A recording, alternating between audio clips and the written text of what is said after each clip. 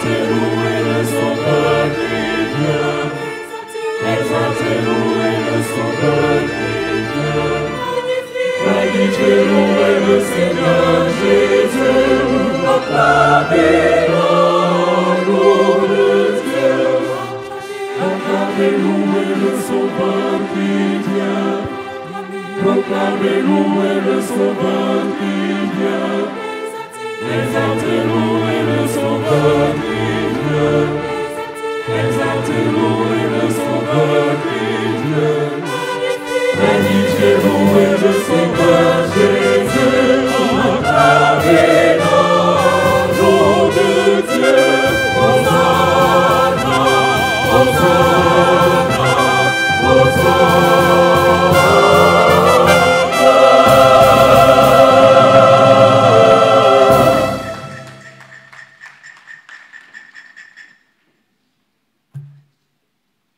Prions le Seigneur.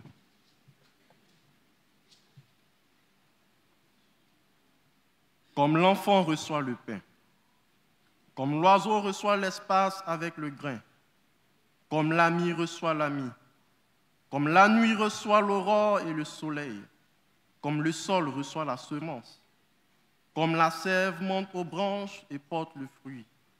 Donne-nous, Seigneur, d'accueillir ta parole. Amen. Ce matin, l'Église nous propose pour notre méditation 3 textes. Le premier, tiré de l'Ancien Testament, est tiré de la prophétie de Zacharie, en son chapitre 9, du verset 9 au verset 12. Le deuxième texte est tiré dans le Nouveau Testament, dans le livre d'Apocalypse, Apocalypse 11, versets 15 à 17. Apocalypse 11, 15 à 17. Et le troisième texte tiré de l'évangile de Jésus-Christ selon Marc. Marc 11, 1 à 11. Je ferai la première lecture qui est tirée de la prophétie de Zacharie, le chapitre 9, versets 9 à 12.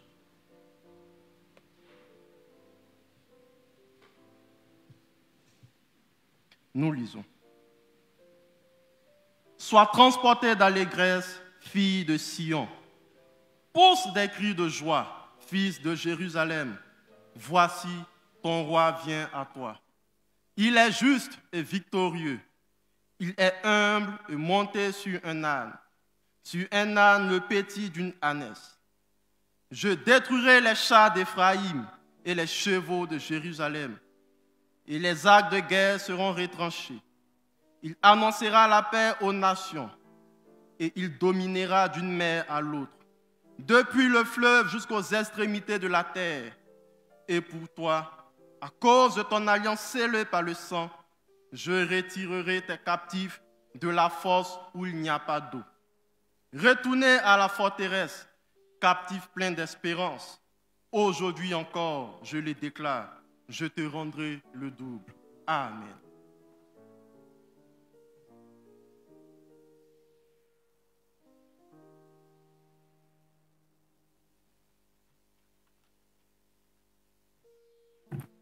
Nous trouvons notre second texte du jour, comme il a été rappelé tout à l'heure, dans le livre de la Révélation de Jean, à son chapitre 11, les versets 15 à 17.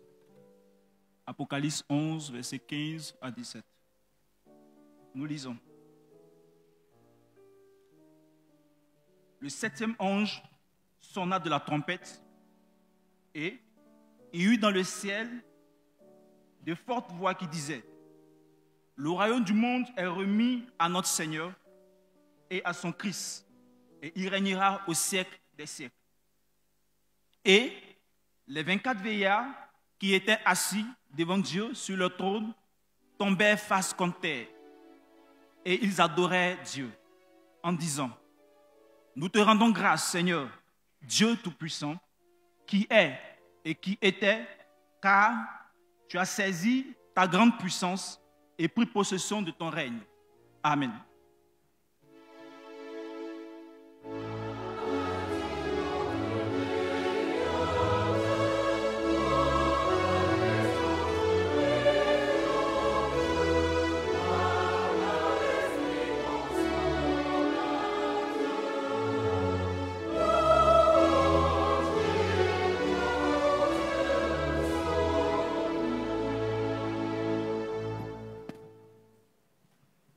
trouvons notre troisième lecture dans l'évangile selon saint Marc,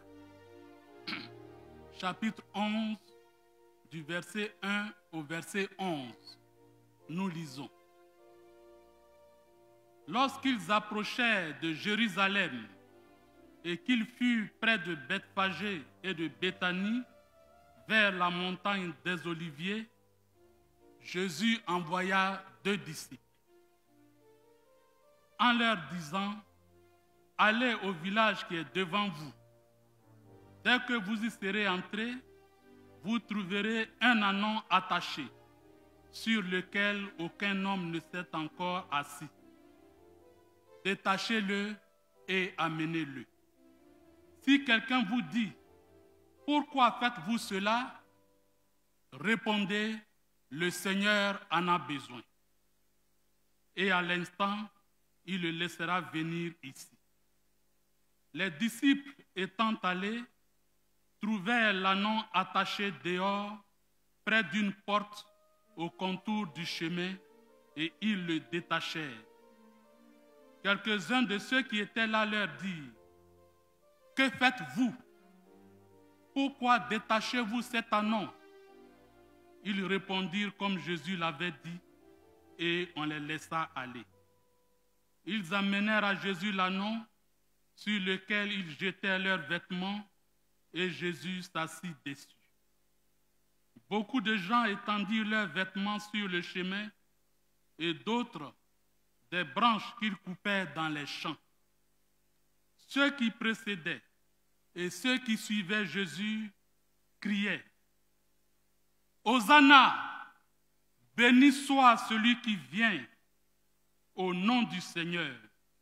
Béni soit le règne qui vient, le règne de David notre Père. Hosanna dans les lieux très saints. Hosanna dans les lieux très hauts. » Jésus entra à Jérusalem dans le temple. Quand il eut tout considéré, comme il était tard, il s'en alla à Béthanie avec les 12. Seigneur, je serre ta parole dans mon cœur afin de ne pas pécher contre toi. Amen.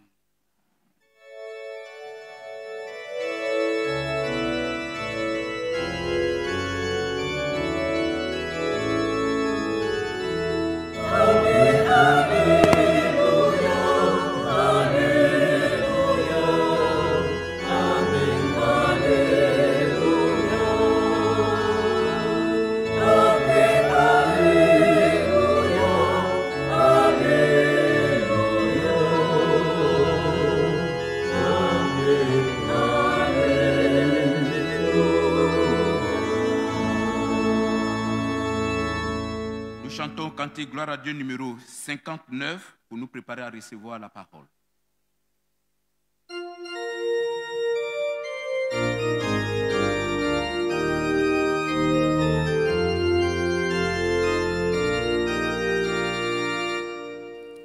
Saint-Père,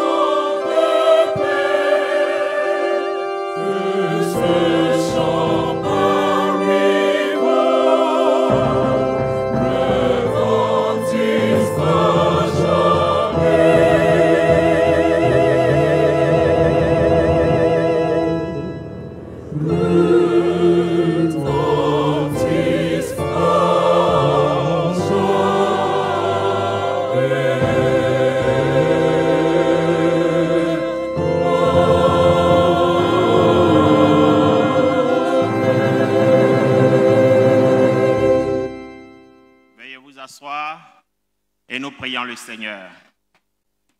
Éternel notre Dieu et notre Père, grande est notre joie aujourd'hui de nous souvenir de ton entrée triomphale et triomphante à Jérusalem, la ville de paix. Oui, Seigneur, tu nous permets, Seigneur, ce matin, réunis en ta présence, de pouvoir entendre un message. Nous voulons prier, Père éternel, que tu parles à notre cœur, et que ton peuple ici rassemblé soit richement béni et que la gloire te soit rendue au nom de Jésus-Christ de Nazareth. Amen. Révérend pasteur Messou, cher prédicateur bien-aimé dans le ministère, chers membres de la chorale, liturgique, union féminine et groupe de jeunes, en ce jour où vous nous conduisez dans la louange éternelle, et de dire Hosanna, Hosanna à notre Dieu, à notre roi. Peuple de Dieu du jubilé ici réunis, je voudrais vous saluer dans le glorieux et précieux nom de notre Seigneur et Sauveur Jésus-Christ. Celui qui vous a permis, en faisant tomber votre cécité spirituelle, à l'identifier comme étant le roi de gloire. Que vous soyez richement bénis pour avoir démontré avec ferveur et par votre présence ce matin que vous avez identifié celui qui mérite d'avoir notre louange et que la gloire lui soit rendue. Vous l'avez bien deviné ce matin, il s'agit de célébrer la fête des rameaux. La fête des rameaux est comme thème. Nous avons Hosanna. Béni soit le règne qui vient. Oui, avant de continuer, nous allons juste nous attarder sur quelques mots de notre thème pour que nous tous nous puissions parler le même langage. Le premier mot qui retient notre attention dans le thème, c'est Hosanna. Hosanna de l'hébreu, Hoshiana, qui veut dire en réalité sauve donc, sauve-nous, nous t'en supplions. Oui, c'est une interjection hébreu ou grec qui peut s'apparenter à Alléluia, gloire à Dieu, ou tout simplement Amen, c'est-à-dire ainsi soit-il, qui est aussi utilisé pour dire bienvenue. Sous nos tropiques, on dirait Akwaba. Hosanna, c'est pour accueillir le roi de gloire. Béni, bénir, c'est le verbe bénir. Lorsque nous demandons à ce que Dieu nous bénisse, c'est qu'il nous fasse du bien. Mais lorsque maintenant nous bénissons Dieu, cela change la signification. Lorsque nous bénissons Dieu, c'est-à-dire que nous le louons. Nous le magnifions, nous le glorifions. Donc ainsi, ici, lorsqu'on dit béni soit le règne qui vient, nous louons Dieu pour le règne qui vient. Vous l'avez deviné, le prochain mot, c'est le règne. Règne vient du verbe régner. Régner, c'est l'exercice du pouvoir par un monarque, par un roi. Ainsi, lorsque, à partir du verset de méditation, il est dit Hosanna, Marc 11, verset 10, où nous pouvons lire ceci. Hosanna, béni soit celui qui vient au nom du Seigneur, béni soit le règne qui vient, le règne de David notre Père. Hosanna dans les lieux très hauts.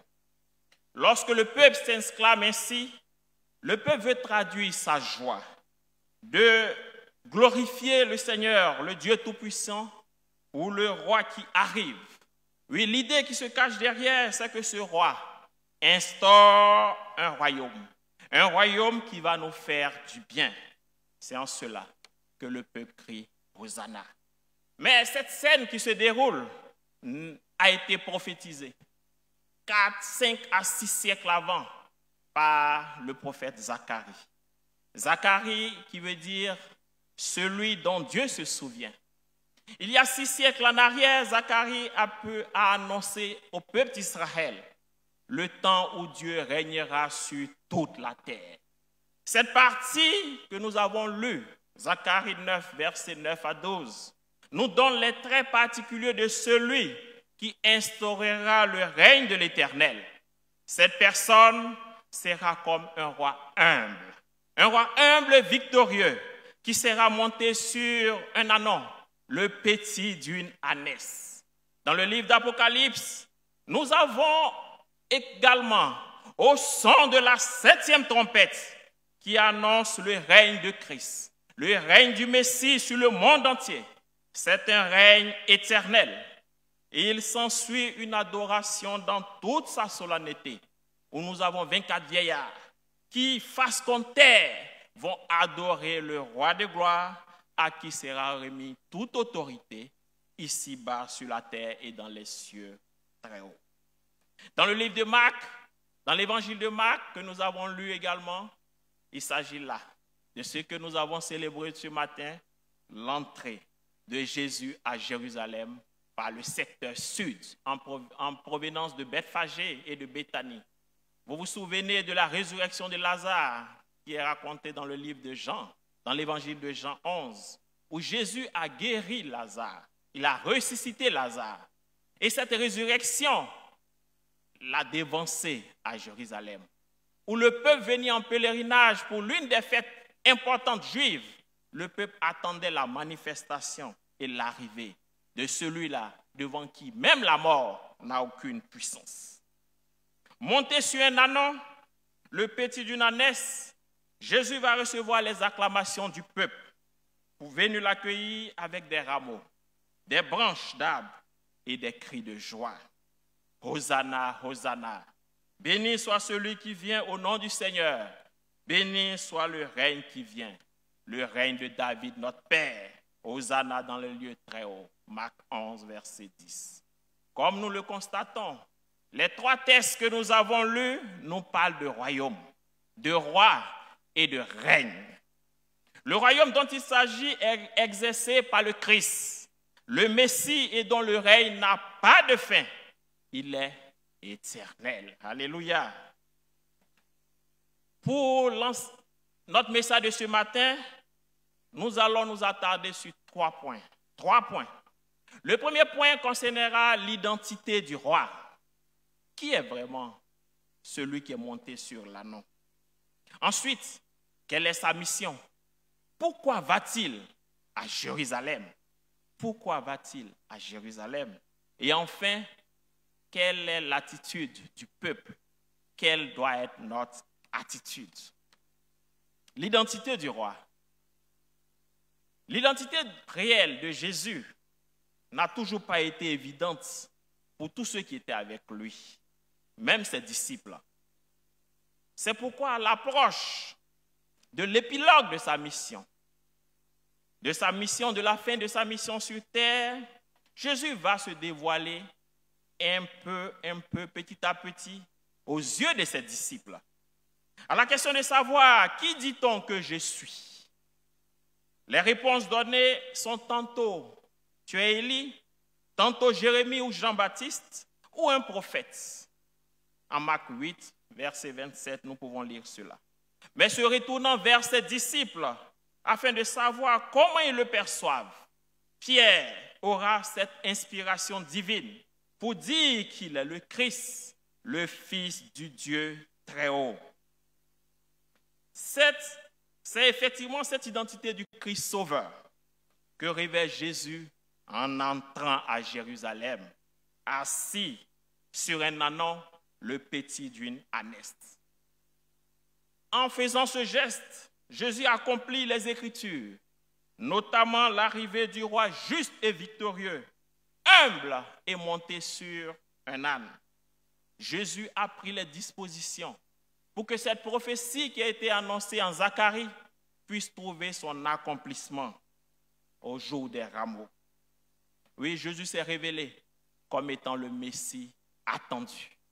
Cela m'a fait un peu réfléchir à une scène qu'en Côte d'Ivoire, ici, nous avons vécu récemment. Lorsque nous parcourons les rues du plateau ou même le boulevard de France, nous voyons des drapeaux qui sont alignés. Et ces drapeaux, nous avons le drapeau ivoirien et nous avons également le drapeau égyptien. C'est-à-dire que la Côte d'Ivoire a reçu cette semaine le président égyptien. Et beaucoup de traités ont été signés. Des traités d'amitié, des traités sur le plan économique, des traités sur le plan culturel. Je me suis dit, que le gouverneur, qui était le gouverneur de Jérusalem à l'époque, et même celui de la Galilée, qui était de passage à Jérusalem, le gouverneur Hérode, ont raté une opportunité. Ont raté cette opportunité de pouvoir signer avec le roi de gloire, avec le Seigneur des Seigneurs, ces traités qui leur donneront la vie éternelle et même qui vont affirmer leur pouvoir. Oui, cette opportunité ratée ne doit pas être également notre cas. Nous devons identifier celui qui est monté sur l'ânon comme étant le Messie qui arrive pour nous sauver.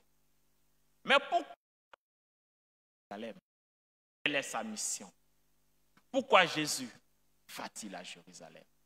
Jésus entre en Jérusalem en fin stratège.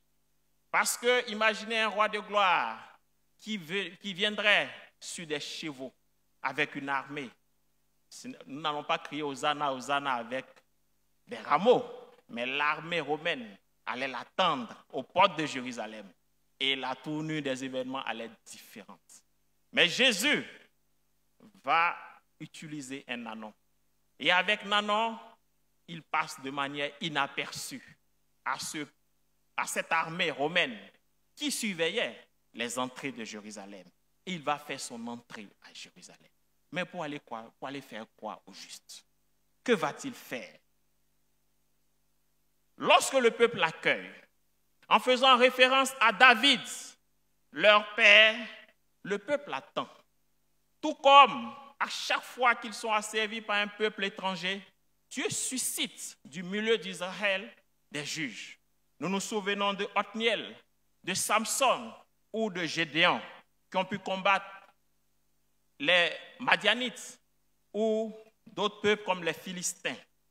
Et nous nous souvenons encore de cette confrontation victorieuse de David contre Goliath. En disant « fils de David », ils font référence à cette bataille victorieuse où un descendant de David non seulement aura le trône de leur père, mais également il pourra libérer le peuple de cette autorité romaine sur le plan politique et militaire. Le peuple attendait donc un roi d'une autre nature.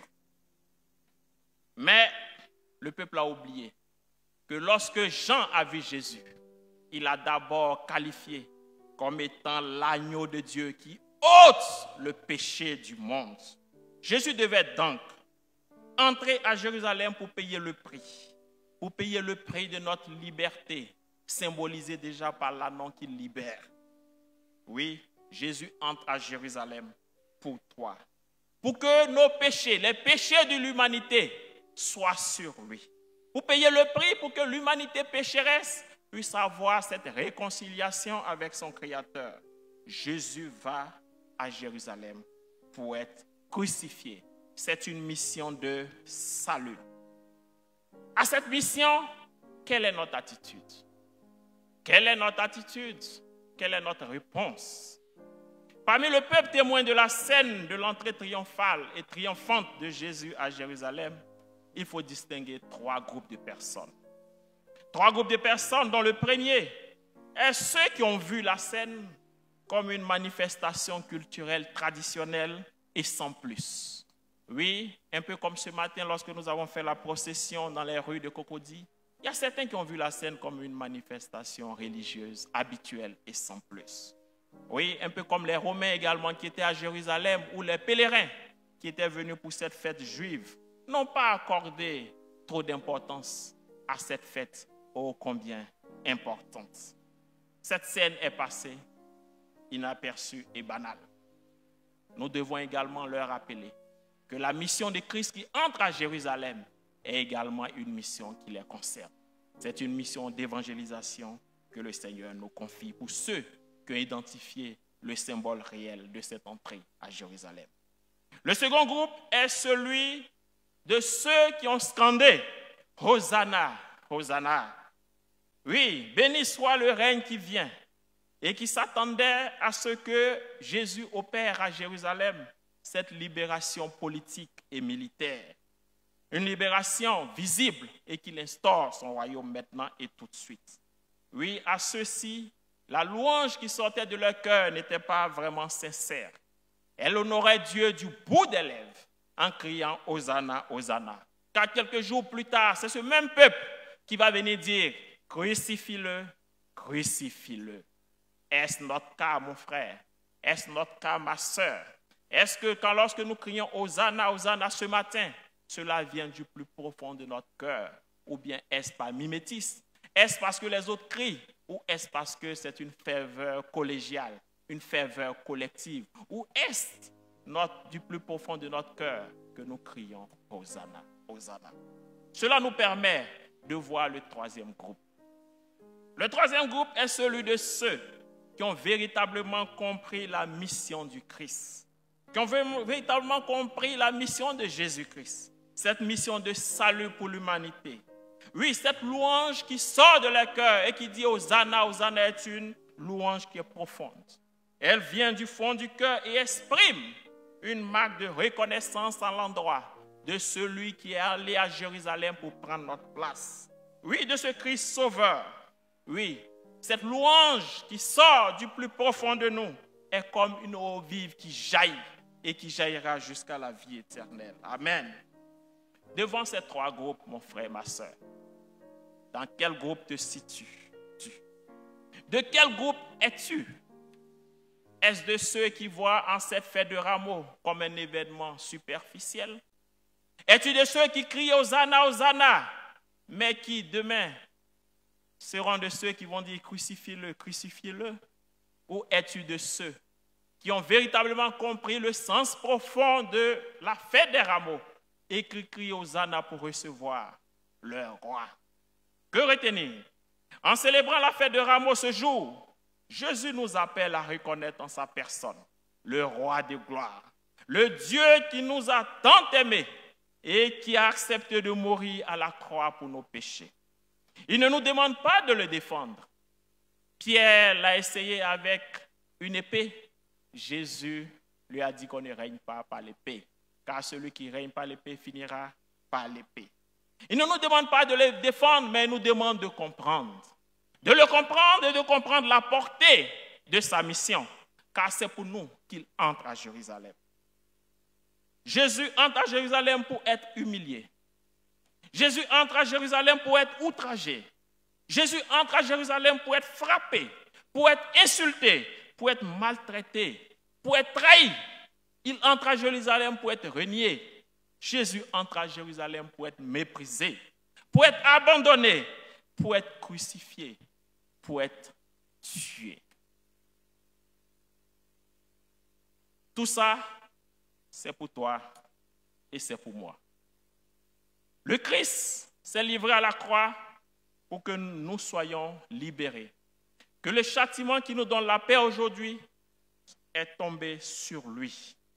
Bien-aimés dans le Seigneur, nous ne devons pas être de ceux qui, après avoir crié Hosanna, Hosanna, seront de ceux qui vont le régner, l'abandonner, le trahir ou le fuir.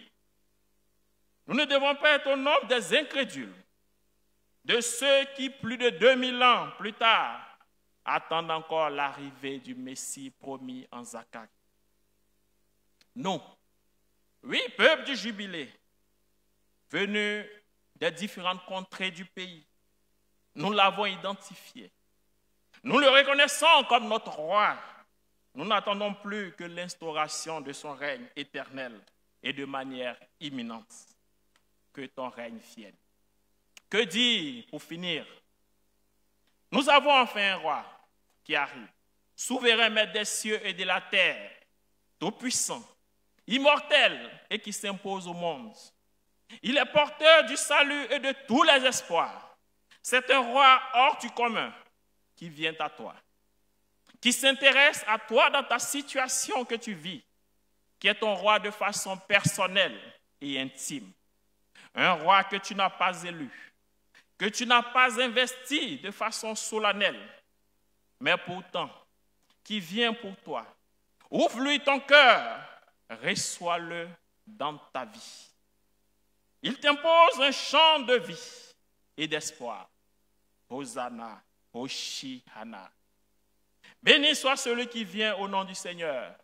Béni soit le règne qui vient. Oui, mon frère, éveille-toi. Éveille-toi et chante, triomphe de ce monde et de ses épreuves. C'est pourquoi, comme des soldats du Christ, comme des enfants qui ont reconnu en ce roi qui vient pour nous libérer, le roi de gloire, je vous invite tous à vous tenir debout. À vous tenir debout et à chanter tous ensemble. Voici le roi de gloire, le conquérant fait son entrée. Voici le roi de gloire. La chorale pourra nous aider.